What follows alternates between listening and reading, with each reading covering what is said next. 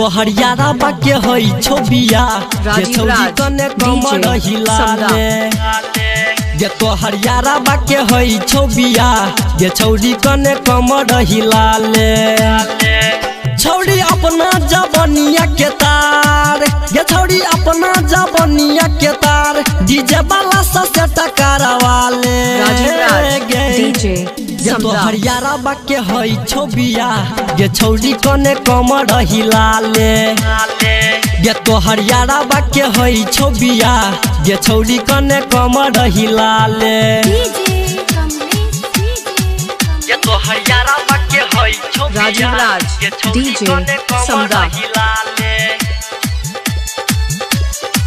ये तो हरियारा बाके होई छोबिया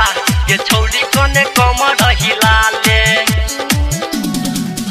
माजा दे तो बेस गे तोरा फिट कॉल टाका गे मिल तौने मरद गे छौरी डीजे वाला जाका गे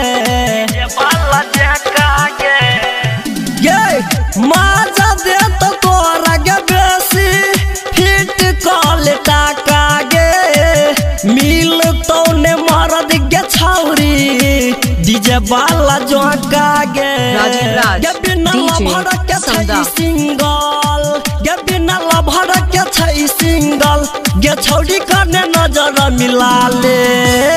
गे ये तो हरियारा बाके होई छोबिया ये छौरी कने कमर हिलाले ये तो हरियारा बाके होई छोबिया ये छौरी कने कमर हिलाले ये तो हरियारा बाके होई छोबिया ये छौरी कने कमर हिलाले मां वैष्णवी फिल्म्स की प्रस्तुति राजीव राज डीजे समदा छौरी ई हो ने कम छे पाता देख देखहि गे गोरकी केकरा में दम छे गे लागै छे मस्त गे छौरी डीजे समदा पाता देख देखहि गे छौरी केकरा में दम छे गे कहो डीजे सुशील सिंगर शंकर गे कहो डीजे कमल सिंगर शंकर गे छौरी कने नजर मिलाले गे तो हरियारा बाके होई छोबिया ये छौरी कने कमर हिलाले